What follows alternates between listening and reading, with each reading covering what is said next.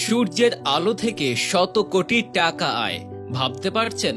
অসম্ভবকে সম্ভব করাকে রীতিমতো শিল্পে পরিণত করেছে চীন। পুরো পৃথিবী যখন একদিকে, চীন তখন অন্যদিকে। বিশ্বের দীর্ঘতম সেতু নির্মাণ হোক কিংবা অল্প সময়ে নতুন শহর গড়ে তোলা, চীন সবসময় দেখিয়েছে চ্যালেঞ্জ মোকাবিলায় তাদের ধারে কাছে কেউই নেই। এ যাত্রায়ও তার ব্যতিক্রম হয়নি। চীন এবার সূর্যের শক্তি কাজে লাগিয়ে সমুদ্রের বুকে গড়ে তুলেছে বিশ্বের সবচেয়ে বড় ওপেন সি সোলার ফার্ম। এই ফার্মগুলো থেকে প্রতি বছর বিলিয়ন বিলিয়ন ডলার আয় করছে দেশটি।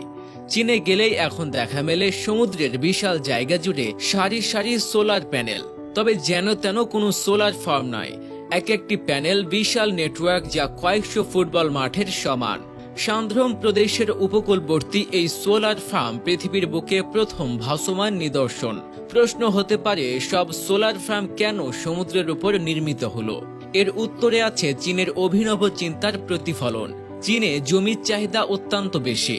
সোলার ফার্মের জন্য জমি ব্যবহার না করে সমুদ্রকে কাজে লাগিয়ে তারা জমি সংরক্ষণের পাশাপাশি নবায়নযোগ্য শক্তির যোগানও বাড়িয়েছে।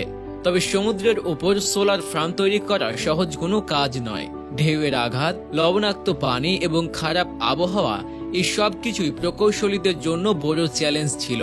তবে চীনারা প্রযুক্তিগত উদ্ভাবনের মাধ্যমে এই চ্যালেঞ্জ মোকাবেলা করেছে।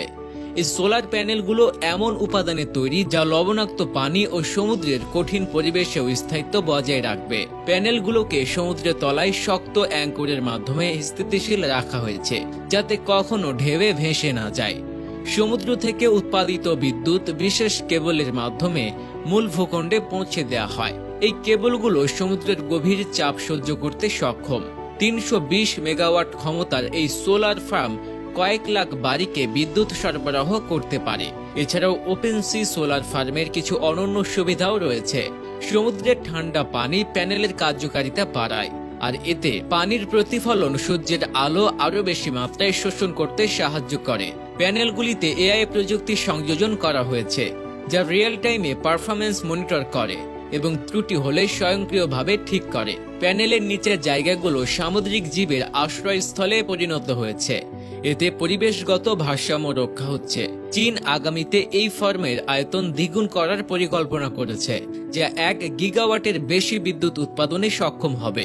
এই প্রকল্প শুধু প্রযুক্তির ক্ষেত্রে নয়, বরং জলবায়ু পরিবর্তনের বিরুদ্ধে লড়াইয়ের ক্ষেত্রেও একটি বড় পদক্ষেপ। 2060 সালের মধ্যে কার্বন নিরপেক্ষ হওয়ার লক্ষ্য নিয়ে চীন যে এগিয়ে চলেছে, এই সোলার ফার্ম তারই উদাহরণ। সমুদ্রের বুকে সূর্যের শক্তি কাজে লাগিয়ে চীন যেভাবে নবায়নযোগ্য জ্বালানির দিগন্ত উন্মোচন করেছে, তা কেবল একটি প্রকল্প নয়, বরং এটি একটি দৃষ্টান্ত। এটি দেখিয়ে দিচ্ছে সঠিক পরিকল্পনা আর মেধার সমন্বয়ে অসম্ভব বলে কিছুই নেই। চীনের এমন কল্পনাতে প্রকল্প প্রমাণ করে দিয়েছে, এই সাগরের উপর ভেসে থাকা সোলার প্যানেলই হয়তো ভবিষ্যৎ আমাদের বিদ্যুৎ সরবরাহের প্রধান উৎস হয়ে উঠবে। চীনের এই উদ্যোগ শুধু তাদের নয়, পুরো বিশ্বের এক সম্ভাবনার নতুন ভোর।